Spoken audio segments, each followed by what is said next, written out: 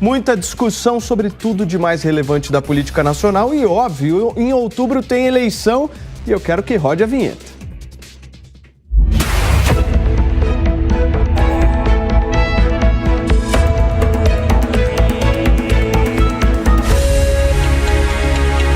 Eleições 2022. Tem pesquisa nova, hein, gente? Bolsonaro se aproximando ainda mais de Lula na pesquisa eleitoral que foi divulgada hoje pelo Instituto Poder Data. Arte na tela, Eduardo Novak, para mim, por favor, para que a gente possa verificar como é que estão os números. 43% das intenções de voto, segundo essa pesquisa, vão para Luiz Inácio Lula da Silva, seguido de 37% o presidente Jair Bolsonaro, 6% Ciro Gomes, 3% Simone Tebet, 2% André Janones, 1% Pablo Marçal, 4% disseram brancos ou nulos, 4% não sabem ou não responderam. Lembrando, importante aqui, esse brancos e nulos, mais o voto das pessoas que não sabem, totalizam inclusive um número maior do que o terceiro colocado, Ciro Gomes, que inclusive lança hoje a sua campanha através da convenção. Daqui a pouquinho, ao vivo aqui na Jovem Pan News, a gente acompanha imagens ao vivo da convenção de Ciro Gomes, o pré-candidato à presidência da República pelo PTB. Vamos conferir, por favor, Edu, os números do segundo turno agora, na disputa entre Lula e Bolsonaro. Segundo a pesquisa, 51% das intenções de voto vão para Lula no segundo turno e 38% para Jair Bolsonaro, 9% brancos ou nulos, 2% não sabem ou não responderam essa pesquisa, que está registrada inclusive no TSE com o registro BR-01 122/2022. Certo? Senhores, ótima tarde ao nosso Constantino, Fernando Conrado, Marco Antônio Moreira da Costa, o nosso Fábio Piperno, que eu acredito que hoje esteja mais tranquilo do que estava ontem, estou na torcida. Mas olha, vamos começar a nossa conversa aqui. Consta, não quero provocar você de maneira nenhuma, mas eu quero saber o seguinte. Quando o Bolsonaro sobe nas pesquisas, você acredita mais? Boa tarde, Paulo. Boa tarde a todos. Veja, está acontecendo aquilo que nós, à exceção do Piperno, que antecipava que alguma coisa podia acontecer que mudasse o cenário, era uma fotografia, blá, blá, blá. Está acontecendo aquilo que nós antecipamos, né? Foi previsto exatamente isso. Com o passar do tempo e a aproximação das eleições, ia a fechar o gap, a boca de jacaré, ia acontecer um catch-up com a realidade. Ou seja, esses institutos de pesquisa iam errar menos, né, para ficar menos feio, se aproximando, não pode dar uma guinada de 180 graus na véspera. Então a tendência era isso, né? Na verdade, se essa pesquisa do Poder Data já coloca apenas 6 pontos de diferença, todo mundo, de novo, à exceção do Piperno, já sabe que Bolsonaro está na frente. O que explica, inclusive, a gritaria toda, a histeria, o golpismo, jornalistas tucano-petistas falando que a candidatura do presidente tem que ser impugnada, que não pode, que ele tem que ser empichado, preso, onde já se viu ele desconfiar das urnas eletrônicas perante embaixadores e blá, blá, blá. Quer dizer, o Brasil virou uma republiqueta de bananas, não porque temos um ex-presidiário candidato graças a malabarismos supremos, mas sim porque o presidente externou ao mundo as dúvidas que ele e milhões de brasileiros e vários desses candidatos ou pré-candidatos de oposição têm em relação às urnas eletrônicas. Só que, por um milagre qualquer, Lula, Simone Tebet, Ciro Gomes, Rodrigo Maia, João Amoedo e tantos outros mudaram da noite para o dia o pensamento que eles tinham em relação às urnas eletrônicas. Então, Bolsonaro é o único que segue coerente nesse quesito. Os outros mudaram porque mudou apenas quem é o candidato favorito no fundo. Muito bem, gente, eu ainda não abri a enquete do 3 em 1 no portal da Jovem Pan News. Vamos correr agora para o site da Jovem Pan para você votar lá, participar. E a pergunta hoje é justamente sobre as alegações que foram feitas pelo presidente da República em relação às urnas eletrônicas na última segunda-feira. Você acha que essas alegações que o Bolsonaro fez são falsas? Sim ou não? Corre lá, jovempan.com.br, vota. E a gente já tem aqui algumas pessoas votando, olha só, já temos votos computados, 340 votos já no portal da Jovem Pan News, então vamos correr aumentar esse número um pouco, porque 87% no resultado agora estão dizendo que essas alegações não são falsas e 12,9% estão respondendo que sim. Logo mais eu trago aqui a parcial, não é a parcial da eleição, Piperno, mas nós estamos quase lá, hein, com essa tecnologia toda aqui na Jovem Pan. Piperno, como é que você está hoje, hein? Sempre bem, sempre de bom humor e tal. E Piperno, também eu não vou deixar você falar. Não vou deixar você falar, porque quem fala nesse exato momento agora na Jovem Pan News é o pré-candidato à presidência da República, Ciro Gomes, que lança nesse momento a sua candidatura. Vamos acompanhar. Muito melhor que eu. O Distrito Federal merece, precisa da Leila. Todo o Brasil tem a minha gratidão, meu carinho, meu respeito, mas não posso esconder que é de lá que eu venho. Quero cumprimentar o futuro governador de todos os cearenses, Roberto Cláudio. Vai de carro pra mim, vai de carro pra mim. Vá lá, meu irmãozinho, e una o nosso povo. Nosso povo está ameaçado. Vá lá e una o nosso povo. Conte com essa gente forte que está aqui. Eu quero cumprimentar aquele lugar onde nasceu o trabalhismo brasileiro para se projetar como a força mais importante do Brasil, o Rio Grande do Sul, na pessoa desse quadro extraordinário, homem do Ministério Público, dedicado à luta do povo gaúcho e brasileiro, meu companheiro Vieira da Cunha. É uma honra muito grande. Correu o Rio Grande, os Pampas, as Missões, a metade sul, o Norte, Caxias do Sul, a Serra Gaúcha, o Vale dos Sinos, ao seu lado o futuro governador do Rio Grande, que merece e precisa desse homem. Eu quero cumprimentar esse jovem talento. É impressionante como ele, né, eu brinco pelo carinho que tem, o novo Silvio Santos, pelo carisma, pela simpatia, mas é uma pessoa que produziu resultados impressionantes, até na complexa e tormentosa questão da segurança pública. Há 10 anos não se mata um jovem negro na periferia de Santana do Parnaíba. O futuro governador de São Paulo é Elvis César. Uma alegria muito grande, meu companheiro. Vamos correr os Pampas, vamos correr todos os pedaços do Brasil. Mas se a crise tem uma sede, é São Paulo.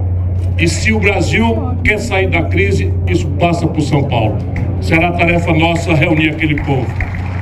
Quero cumprimentar a essa mulher extraordinária que vem da causa do povo, na luta da justiça e que governará um dos estados mais complexos, de onde sai 8% da produção industrial do Brasil, embora tudo se faça contra o Amazonas. Carol Braz, é uma honra correr os igarapés da nossa linda Manaus até Tabatinga, aonde praticamente a holding do crime hoje nega a existência do Estado soberano brasileiro.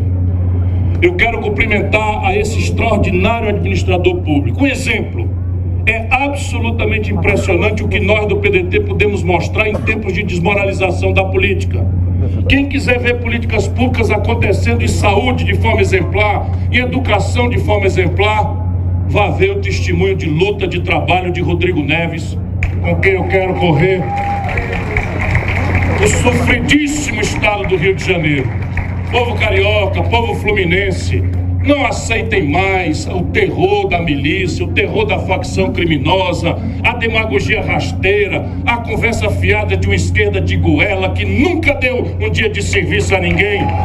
Esse é o administrador Rodrigo Neves, pronto para unir o Rio de Janeiro e libertá-lo do crime organizado que hoje está no Palácio do Governo do Estado. Quero cumprimentar ao nosso companheiro que no Paraná enfrenta uma condição de muita hostilidade, mas que tem a vocação, o espírito público, o amor ao povo e a decência para oferecer ao povo paranaense a sua candidatura, meu caro Ricardo Gomide. É uma honra muito grande, meu companheiro, voltar a lutar ao seu lado. Quero cumprimentar, eu estou só fazendo a saudação, mas eu estou com realmente muita gratidão a todas as mulheres brasileiras. A mulher brasileira que vai salvar o nosso país. É a mulher brasileira que está dando indicações em todas Bem, as gente, pesquisas. nós estamos ao vivo aqui na Jovem Pan News, são 5 horas e 9 minutos e você acompanhou o início justamente desse discurso de lançamento na Convenção Nacional do PDT do pré-candidato à presidência da República e logo depois da convenção, candidato à presidência da República, Ciro Gomes, pelo PDT. Agora sim, Piperno, vamos começar a nossa conversa, porque eu vi você acompanhando bem atentamente esse discurso. Pois é, eu costumo realmente acompanhar bem atentamente, inclusive a próxima ali seria Leila do Vôlei, né? Candidata a governadora do Distrito Federal, ela que é senadora pelo PDT. Em relação à pesquisa, eu, claro, respeito todas, desde sempre. Eu faço a ressalva de que as pesquisas pelo telefone, elas apontam um resultado um pouquinho diferente das presenciais, embora as tendências sejam mais ou menos as mesmas. Em relação ao que o Constantino ensinou, sim, eu disse já, antecipei algumas coisas, e isso realmente é verdade, poderiam acontecer agora, principalmente algum efeito em favor do presidente Bolsonaro por conta de medidas recentes aí de transferência de renda e tal, que foram aprovadas. Mas essa pesquisa do Poder Data, ela tem uma pegadinha. Qual é? Tem uma pegadinha com os apressados da direita, os porta-vozes da direita, eles ficam com os olhos, enfim, brilhando e se jactam aí com esse resultado aparentemente em queda de 6%. E, de fato, na sondagem do primeiro turno, a diferença cai de 8 para 6. Lula desce 1 e Bolsonaro sobe 1.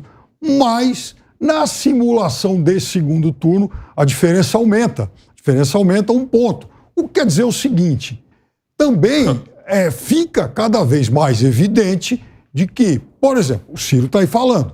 Se por acaso o Ciro não chegar no segundo turno, me parece mais ou menos lógico que o candidato Lula herde a maior parte. Como deve acontecer também com eleitores, por exemplo, da Simone Tebet. É por isso que há esse movimento em favor do Lula de, no segundo turno, ampliar a sua vantagem. E vejam, 51 a 38, se convertido em votos válidos, vai dar 57,30 a 42 ponto alguma coisa. Ou seja, a diferença em segundo turno, de acordo com esse levantamento, ainda é bem folgada, de mais de 14%. Ô, Piperno. Sim, Constantino. Ô, Piperno. Quer dizer, então, que você está admitindo, de alguma forma, que essa suposta terceira via é tudo mesmo de esquerda, né? Não. É o que a gente sempre disse eu tô aqui. dizendo, não, vai tudo migrar para o Lula, basicamente? Não, Constantino, não vamos simplificar a questão a esse ponto. Tem muita gente de direita que tem aversão ao Bolsonaro. Então, Lula naturalmente vai herdar uma parte desse eleitor de direita vai votar no centro-direita. Lula em vez do Bolsonaro. O cara de direita vai votar no Lula em vez do Bolsonaro. Eleitor de centro-direita. Você quer ver um caso? Eu vou te dar, tá bom, vou te dar um nome agora. Nome, assim, para que a gente não fique Só divagando. não fala o CPF e o RG. Não vou falar o CPF e o RG, porque quem costumava dizer era uma deputada aí da bancada bolsonarista. Mas existe o deputado Nery Geller, do PP, base do presidente Bolsonaro, partido de Ciro Nogueira. Ele é candidato a senador pelo Mato Grosso e ele declarou apoio ao Lula. Outro caso, o primo lá do Blairo Maggi, também de uma família de agroprodutores. Ícones de direita. Oi? Ícones da direita, com certeza. O Nery Geller, sim, um cara do PP e tal, e que agora mudou. O Blairo Maggi, uma família de agronegócio e tudo mais. O Nery Geller já colecionou, acho que umas 300 moções de repúdio só por ter se manifestado nesse sentido. Agora você foi Mas bem. ele não é representativo. Agora você foi bem. Ele não é representativo. De fato, a direita ficou possessa da vida com ele. Você tem razão. Porque ele é um quadro, um prócer da direita que resolve apoiar o Lula. Está longe disso. Mas tudo bem. Marco, vamos tentar detalhar um pouquinho essa pesquisa, porque eu acho que tem números interessantes. Segundo a pesquisa do Poder Data, a vantagem do presidente da República, Jair Bolsonaro, sobre Lula é de 20%. Vejam só como o Brasil é um país absolutamente diverso. Nós temos no Sul a situação de 48% Bolsonaro e 28% Lula. Agora, se nós mudarmos para o Nordeste, nós temos o número de 52% para Lula e 27% para Jair Bolsonaro, segundo a pesquisa Poder Data. Boa tarde, Paulo. Boa tarde a todos. De novo, eu vou bater nos critérios metodológicos de péssima qualidade, amostragem ruim, pesquisas ruins, que tem um claro e notório caráter aí de induzir alguns debates, algumas pautas e aquela sensação de vitória da esquerda que deixa o Piperno deslumbrado. O Piperno fica deslumbrado. Ele tá brilhando. Eu me divirto. E qual que é a questão? O que incomoda para mim com relação aos números que a gente vê, na verdade? De fato, o que me deixa incomodado é um pessoal da centro-direita, ou que nunca votaria no Lula, falando que vai votar nulo, ou que não vai votar no Bolsonaro no primeiro turno, achando que existe margem para uma possível terceira via. Olha isso, eu já tive várias conversas em ambientes sociais diferentes, onde existem pessoas que ainda vêm com essa pergunta, né? Como se fosse uma pergunta factual, como se fosse uma pergunta adequada. Poxa, mas não tem mais ninguém? Quer dizer, a gente, de novo, entra numa espécie de bolha, nós comentaristas, porque a gente estuda e debate política todos os dias, então a gente tem que estar muito atento às movimentações, ao que os políticos falam, às políticas públicas, faz parte do jogo. Agora, a gente esquece às vezes que o debate político, ele ainda não entrou na seara pública de maneira ostensiva. Isso ainda vai acontecer. Os números de rejeição do Lula, eu entendo que ainda aparecerão no transcorrer desse período eleitoral, porque tem muita gente que não suporta ver o Lula na frente, não suporta vê-lo pintado. E aí essas pessoas naturalmente vão se reconduzir à única via que existe, que é, no caso, o Bolsonaro, a reeleição do Bolsonaro, que de fato ficou do lado da direita. E muita gente perdeu também um pouco de entusiasmo e euforia do ponto de vista político com esses candidatos mambembes bizarros que apareceram no meio, ou até mesmo figuras partidárias como o Amoedo, que se mostraram completamente autoritárias e reféns de pensamentos da esquerda, né? De um viés ideologizado, patético, que não tem posição. O Twitter do Amoedo hoje estava falando de impedimento do Bolsonaro. Quer dizer, você vê que o cara está tão fora da arena do debate político, ele está tão deslocado, que ele não sabe nem o que falar, ele não sabe nem como se posicionar. Então, eu enxergo ainda que esse chacoalhão nessas pessoas... Deixou de ser de direita, Marco. Ele deixou de ser de direita, Marco. Não, você percebe que é aquela pessoa... Foi, né? Eu ajudei a dar o viés liberal do partido, ele não entendia nada disso. É um engenheiro que queria resolver problema de gestão. É um Fernando Henrique Cardoso novo, é um tucano alaranjado. Isso está evidente, né? E eu acho que o que eu acho engraçado é assim, e eu escuto as pessoas falarem, e isso vai ficar muito mais claro no debate também ostensivo da corrida eleitoral, o Lula fala que vai fazer isso, mas não vai fazer. As pessoas, elas tratam o Lula como se fosse uma espécie de brinquedo velho, que, não, veja, ele é um humorista velho, ele é uma pessoa que não vai fazer o que ele está falando. Como se a República Federativa do Brasil fosse um brinquedo, fosse uma brincadeira, sabe? Ele não acredita nisso que ele fala. Gente, o que mais você precisa? Não só a ficha criminal, a ficha corrida do partido, dos membros do partido e de Lula, como esse anseio autoritário total e irrestrito que ele mostra num plano de governo de maneira completamente aberta para todos verem. Então, quer dizer, a hora que as pessoas se derem conta disso, aí eu entendo que nem a pesquisa mais vai conseguir encobrir a verdadeira realidade que a gente está vendo. Resta saber se o Alexandre vai deixar as pessoas tomarem conhecimento. Espera aí que vocês vão falar. Eu quero só uma análise do Conrado aqui, Conrado, porque eu estou analisando aqui, pegando justamente apenas as pesquisas do Instituto Poder Data, que é isso que a gente está avaliando agora.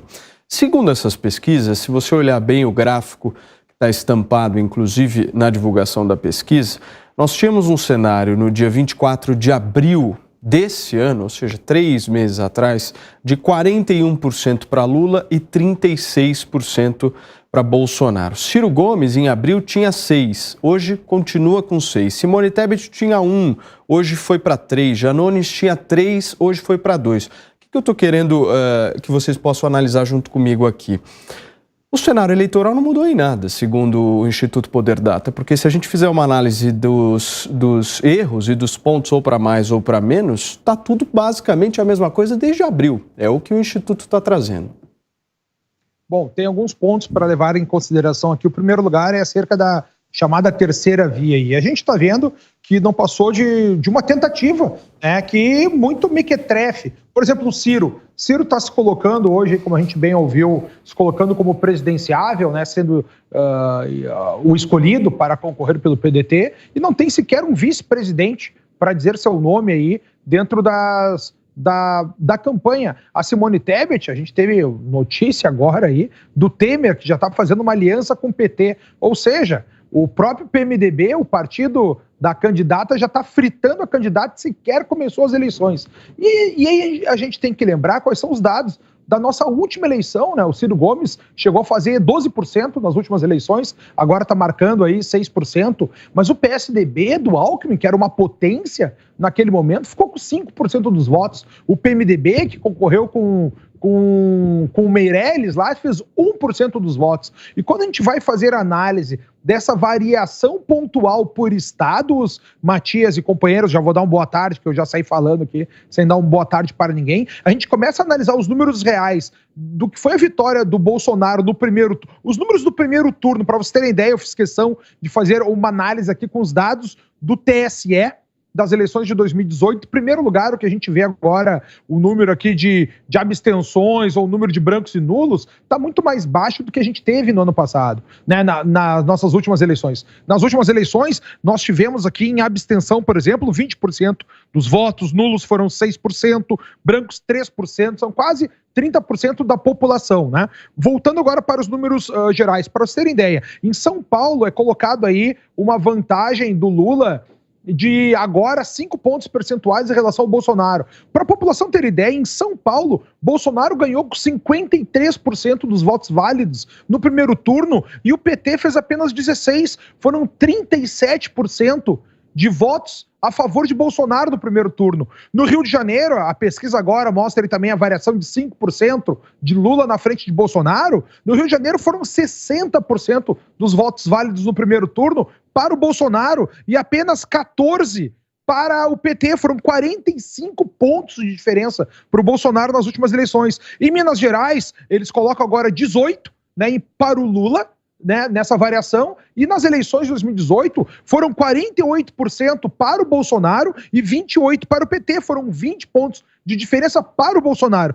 E na Bahia, sim, na Bahia o PT ficou na frente do Bolsonaro, o PT fez 61% dos votos e o Bolsonaro apenas 24%, ou seja, eram 37 pontos de diferença do PT em relação ao Bolsonaro, e agora eles marcam aí praticamente 40%. Então a gente tem que analisar o que foi os votos, o que foram os votos reais lá em 2018 com o que a gente tem nas pesquisas, para ver se existe uma diferença, se ela é tão gigantesca assim, porque a gente está falando em diferenças de votos aqui, em muitos lugares 50%, 60% do que foram nas últimas eleições. E aí isso é muito difícil de ser a realidade. Então são esses pontos que eu analiso aqui na minha primeira participação, para que a gente traga, olha só o que a gente tinha e o que a gente tem agora. Mas nesse caso específico, não quer dizer que nesse ano aconteça a mesma coisa que aconteceu em 2018.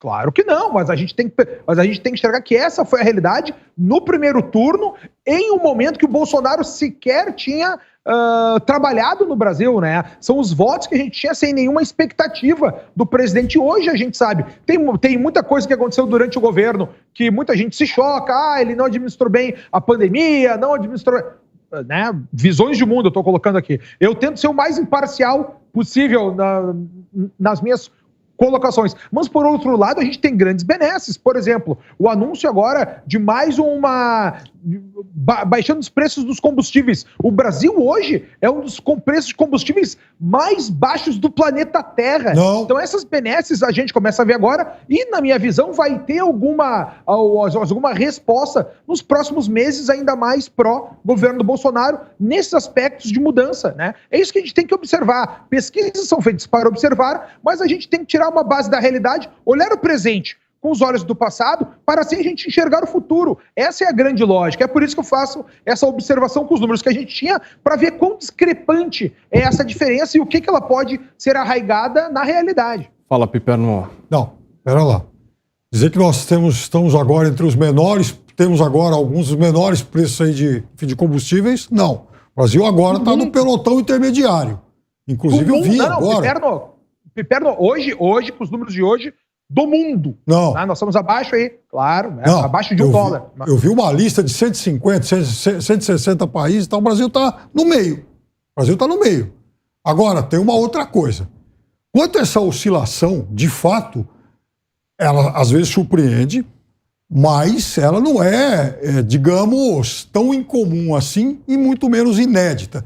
Eu me lembro, Conrado, aí no seu estado, 1989, por exemplo, Brizola, no primeiro turno, pegando votos válidos, ele teve quase 60%. Na eleição seguinte, ele já ficou em terceiro, mas com coisa de 15%, muito atrás de Fernando Henrique e Lula. No Rio de Janeiro, terra aí do Constantino, Brizola, em 89, no primeiro turno, de votos válidos, teve cerca de 50%. Na eleição de 94, ficou perto do Enéas. Aliás, no total geral, o Enéas ganhou dele, inclusive. Então, essa movimentação, ela acontece sim. Isso não é uma coisa mas incrível. os números que eu trouxe aqui mostram que nada mudou de desde uma abril. eleição para outra, 18 para 22. A gente está oscilando dentro da margem de erro aqui, segundo o Instituto Poder Data. Perfeito, o que você trouxe de abril para cá, exatamente, são mais ou menos todos os candidatos oscilaram dentro da margem aqui. Lula, Bolsonaro, Ciro, Tércio. O que o Piperno está dizendo é que não seria sem precedentes alguém que teve um certo resultado numa eleição apresentar algo muito diferente em outra. Só que para isso você teria que imaginar, por exemplo, que o Bolsonaro foi o responsável por um estrago no país, à la Brizola no Rio ou Lula no poder. Né? E isso ninguém acredita, em que pese toda a difamação e campanha da imprensa, né? Imprensa militante. Então ninguém acredita, todo mundo sabe que teve uma pandemia. Lembra agora que o Bolsonaro foi um dos únicos que se colocaram contra essa insanidade toda de lockdown, de impedir trabalho, que focava na economia, que o governo federal fez sua parte para ajudar essas pessoas, né? Agora teve uma guerra seguida de uma pandemia e mesmo assim o governo agiu para também mitigar o fardo perante a população. Então, de novo, claro, tem motivos para insatisfação aí, cada um tem uma visão de mundo, tem gente que não suporta como o presidente se comportou na pandemia, porque adere a uma visão mais estética, a liturgia do cargo, queria que o presidente demonstrasse, entre aspas, que nem o Randolph Rodrigues, né, demonstra muita empatia pelos mortos, abraçando o Nicolás Maduro e por aí vai. Então, queriam um show. E o Bolsonaro não é muito afeito a esse tipo de espetáculo. Agora, concordando com o Marco, quando as pessoas forem realmente analisar o que está em jogo, a menos que as pessoas sigam essa mentalidade muito perigosa e que os argentinos já estão ultra arrependidos, não vamos fazer nada disso se voltarem ao poder. Chilenos também. Isso aí a gente já conhece, isso aí vamos deixar, que não é assim, a gente consegue... Ele está com o Alckmin do lado dele, né? Então, vai ter gente que vai querer ir por essa linha. É um suicídio coletivo se o país optar por isso. Agora, eu acho que a imensa maioria dos isentões, né, vão ter que olhar para o que está realmente em jogo e sopesar aí antipatia em relação a algumas posturas do atual presidente vis-à-vis uma quadrilha autoritária que flerta com o modelo venezuelano. Tem uma fala de hoje do presidente da República que eu acho importante e queria muito uma avaliação de vocês. Abre aspas, manteremos o Auxílio Brasil no valor de R$600 em 2023 dentro da responsabilidade fiscal. Então, Paulo, de novo a gente está aqui falando sobre uma perspectiva de Estado, que Estado que as pessoas querem e o que as pessoas querem para o futuro do Brasil. Um modelo já foi testado exaustivamente. Ele se mostrou corrupto, ele se mostrou estatizante, ele gera um inchaço da máquina pública por meio da abertura de concursos públicos irrefreadamente. Então, você tem um modelo soviético. E o que tem de pior do soviético, que é o elemento corrupção do Estado criando os campeões nacionais. Aí você tem lá a JBS, você tem o AIC, você tem esse modelo onde esses laços escusos, esses laços de corrupção, eles estão lá entre a elite governamental e a elite empresarial, com o intuito único, exclusivo, Paulo, de se perpetuar no poder. Esse pessoal fazia isso para financiar campanha, para comprar lideranças locais, para minar e silenciar quem disputava a campanha política com eles. Então, quer dizer, Isso já foi descoberto. Não é coisa de conspiracionista, ninguém aqui está inventando, não é nada que vem de uma tese X de um professor totalmente... Descoberto e punido, né, Marco? Oi? Vale a pena a gente dizer para as pessoas. Foi descoberto, processado e punido em várias instâncias, né, por unanimidade. Então, a gente tem aqui uma situação de descalabro. Quer dizer, de novo entra aquela velha história que o Constantino trouxe, e eu gosto de repetir, que é como que a gente normaliza essa disputa eleitoral, olhando nos olhos de um estrangeiro, olhando nos olhos de outra pessoa. E as pessoas têm a cara de pau de chegar pra gente ainda, que tá... A gente faz um trabalho muito contrassensual aqui, Paulo. Eu gosto de cobrar o governante. Só que a gente se vê na necessidade de defender a verdade, porque a mídia espalha tanta porcaria e tanta mentira o dia inteiro, que você fala, poxa, peraí, eu preciso retificar isso daí. É o dia inteiro, é campanha difamatória 24 horas por dia, inventando coisa do governo, inventando coisa do presidente. E tem uma galera que aplaude tudo que a mídia fala, que a gente sabe quem é, né? Mas aqui, Paulo, eu enxergo que uma vez que a corrida eleitoral comece e as pessoas abram os olhos para isso, o que está em disputa de verdade, os dois modelos que estão sendo disputados, um é de liberdade, outro é de autoritarismo e de Estado inchado, Estado gigante, Estado que invade a vida do empresário, a vida familiar, a vida das pessoas em geral. E ninguém quer isso. Acho que o pessoal cansou desse modelo, porque exauriu. Muito bem, nós estamos ao vivo aqui na Jovem Pan News, são 5 horas e 30 minutos. Conrado, você pediu a palavra? Sim, o que a gente tem que vale lembrar aqui, na mesma linha que o Marco estava falando, que esse sistema que a gente tem, como a gente tem na Venezuela, tem na Argentina, tem agora no próprio Chile, é um sistema autofágico, ele consome a si mesmo, ele consome o capital inicial, muitas vezes através da própria corrupção, ou se não, evadindo em políticas públicas que muitas vezes se colocam de maneira inócua, e a gente tem que observar que o nosso grande objetivo enquanto Estado é que a gente tenha cada vez mais criação de riqueza, cada vez mais criação de oportunidade, que o Estado não invada todas as áreas e deixe com que a livre iniciativa, com que os cidadãos possam explorar melhor a criação de riquezas através da inovação, através da melhora. É isso que a gente precisa para nós termos um Estado rico, que a gente tenha um Estado que é o que todos nós queremos, um Estado que tenha cada vez menos corrupção, que produza cada vez mais riqueza, que autorize o cidadão a criar cada vez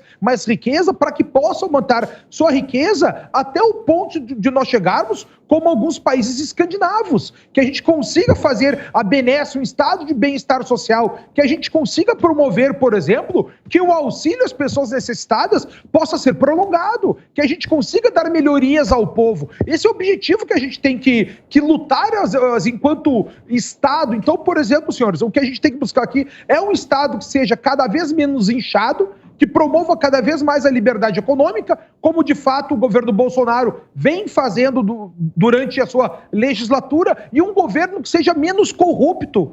Eu não estou dizendo que não existem santos na política, eu não tenho ilusão nenhuma. Assim que o Bolsonaro ganhou, minha primeira frase nas redes sociais foi: o preço da liberdade é eterna vigilância. Vamos abrir os olhos para esse governo que ele vai fazer. E o que a gente está vendo acontecer agora é que o governo acabou caminhando para dar mais liberdade à população produzir, a sobreviver durante essa pandemia, a tentar criar mais riqueza. E o que a gente tem que buscar, então, como um todo, só para concluir aqui e já passar a palavra, é que a gente tem hoje no Brasil um governo muito menos corrupto do que a gente tinha nos governos anteriores. É isso que a gente está vendo a olhos nus. Tanto que as empresas públicas começam a dar mais lucro nesse governo do que deram em toda a história recente do Brasil. Fala, Piperno, em seguida o Constantino. Não, falando aí, né, em um governo menos corrupto, hoje está nos portais aí, então, a apreensão de dinheiro que fizeram na operação policial realizada pela Polícia Federal hoje pela manhã, envolvendo a Codevasp, né, Companhia de Desenvolvimento do Vale São Francisco e Paraíba, que virou aí o grande escoadouro de recursos públicos aí destinado, então, pelas emendas do relator. Uma forma moderna aí da gente, enfim, de se terceirizar o orçamento com fins escusos. Agora, São duas coisas rápidas, né? Uma é que... Perno, só me dá um minutinho, porque são 5 horas e 34 minutos. Para vocês que estão nos acompanhando em todo o Brasil e por um acaso chegaram agora, a gente está analisando a mais recente pesquisa eleitoral que indica aí as intenções de voto à presidência da República do Instituto Poder Data. E agora é a vez do nosso Piperno. Então, e aí, sobre uma coisa que o Conrado disse, envolvendo inclusive o Chile, né? Não vamos esquecer que o Chile, desde a redemocratização, essa foi a 6ª vez em 8 eleições que o Chile elegeu um governo à esquerda. Então vamos lá, o Patrício Aylwin, Eduardo Frei, Ricardo Lagos, 2 vezes a Bachelet e agora Gabriel Boric. E 2 vezes um respeitável político conservador que era o presidente Sebastián Piñera. Então o Chile teve momentos melhores e piores, dependendo muito, inclusive, aí às vezes da conjuntura mundial, mas o fato é que o Chile, em momento algum, o Chile deixou de avançar. Assim como o nosso... Nós estamos vivendo agora um recuo, inclusive, das liberdades constitucionais. Não, a gente está vendo recuo da liberdade constitucional. As forças de defesa do Chile sendo destruídas. A gente está vendo, inclusive... Mas claro, Beberno. Inclusive tem uma coisa. Coloca Boric, Polícia Chile no Google e tu vai ser inundado. O Chile acabou de aprovar uma nova Constituição, que não foi previsível. o governo. Daqui a 5 anos, quando o Chile estiver na M, aí o Piperno vai ter uma explicação. Aí é um exercício de futurologia. Então aí nós vamos ver se vai ser o Chile da Bachelet, se vai ser um Chile da Bachelet ou se vai ser um Chile parecido com o Brasil de Bolsonaro. Agora tem uma coisa, Constantino. Agora deixa eu só terminar o raciocínio. Porque, inclusive, os senhores estão esquecendo do Equador de Guillermo Lasso, que um político conservador que depois de muito tempo ganhou uma eleição, olha o que está acontecendo lá. O país parou, inclusive com manifestações indígenas, porque essas populações ficaram à margem.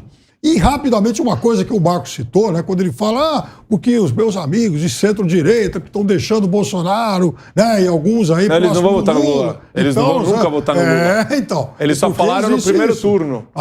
Eles só falaram no primeiro turno. Mas é uma coisa que me deixa, sim, realmente constrangido, porque vamos ser abertos aqui, né? Sejamos transparentes.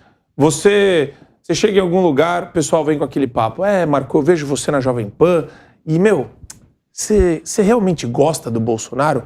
E a minha resposta é, poxa, eu pela figura dele, eu tenho muita empatia pela figura do presidente Bolsonaro, sim.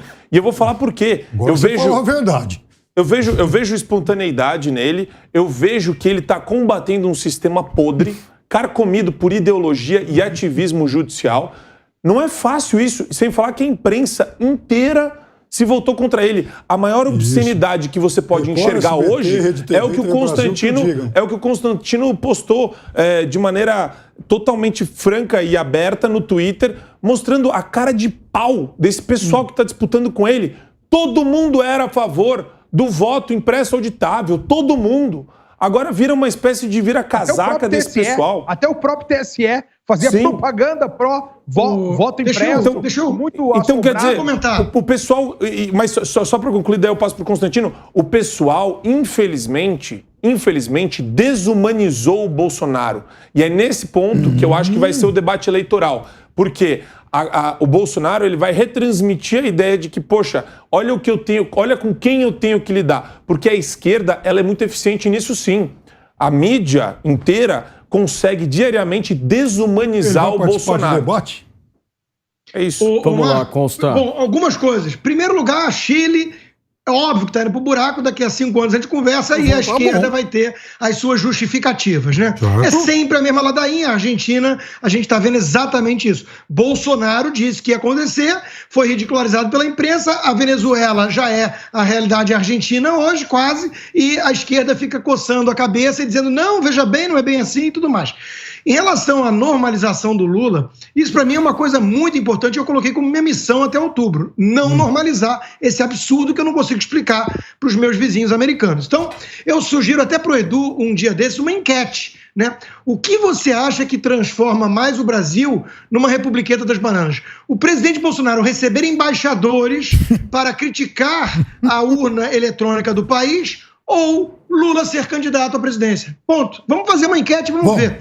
Em relação a Bolsonaro, até acho que o Marco Antônio está andando em alguns meios muito isentões, né? Eu tive no Rio há pouco tempo, eu esbarro com pessoas, eu vou dizer, desde o cara que vende cachorro-quente na carrocinha, até os empresários, é quase unânime a percepção do que está em jogo. Então, assim, as pessoas que eu tenho encontrado, que eu esbarro por aí, elas estão conscientes, à exceção de um outro que fala, mas Bolsonaro também não dá, né? O cara não entendeu o que está acontecendo. Sim. Qual é o grande valor do Bolsonaro? E a gente pode apontar virtudes no governo, reformas, pautas, ministérios, mas a principal de todas, né?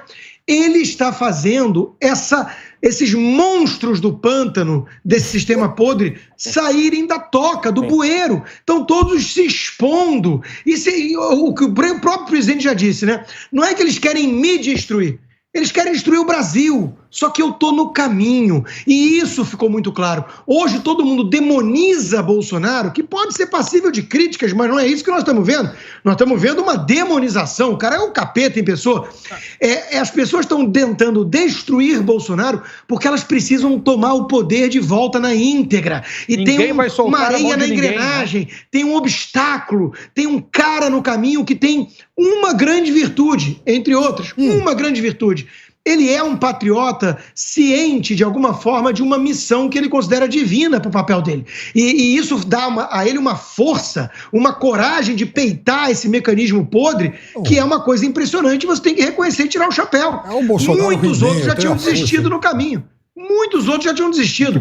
Eu sei porque eu sou um cara que compro briga e não é fácil aguentar, né, as ladainhas pipérnicas tentando assassinar a sua reputação.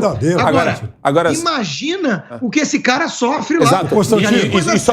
E só uma coisa mundial, internacional. Ali é Foro de São Paulo, ali é narco-guerrilha, ali é ditadura chinesa, ali é um jogo muito pesado, gente. Sim, mas é perfeito isso. Você está muito isentão, não.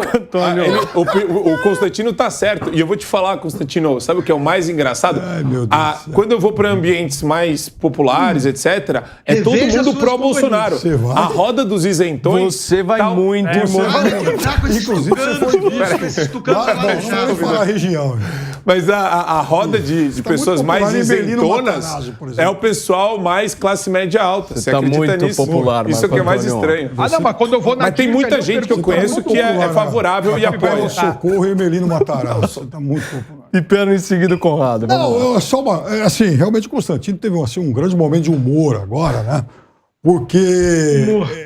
Não, é verdade, Constantino. Eu não brigo com o Brasil virar Argentina, não, Piperno. Eu me preocupo com milhões de brasileiros. Exato, eu me preocupo de verdade. Você até me fez arrancar umas risadas quando você propôs essa enquete, porque eu ia propor, inclusive, uma pequena variação nessa enquete. Então, o que foi mais grotesco, né? O que foi pior para a imagem do país? Não diria exatamente a normalização do Lula, mas, enfim, o Bolsonaro, daquele espetáculo constrangedor de anteontem, até a federação... Você está dizendo que é constrangedor? Enfim, dos promotores, governo americano. As pesquisas. Governo americano dizendo, olha, o sistema eleitoral do Brasil é modelo. Aquele show constrangedor ou o Lula ser candidato? Então, mas aí que está o negócio. Aí você está esquecendo um pequeno detalhe. Não é que o mundo ache o Lula constrangedor, até porque, Constantino, veja, o ano passado, por exemplo, de maneira séria. Em novembro, e não faz tanto tempo assim, a gente viu o ex-presidente Lula ser recebido por vários chefes de Estado, por exemplo, da Alemanha, a maior economia europeia, recebeu o Lula. Macron, outra grande economia europeia, recebeu o Lula. Governo da Espanha recebeu o Lula. Então dizer, né, que o mundo acha estranho isso, é, no mínimo, um pouquinho de exagero. Né? Meu Deus, Conrado, vai lá. O mundo se resume ao comunista da Espanha. Meu Deus do céu. Como não? Que comunista da Espanha? Eu já te falei do monte de chefe de Estado aí.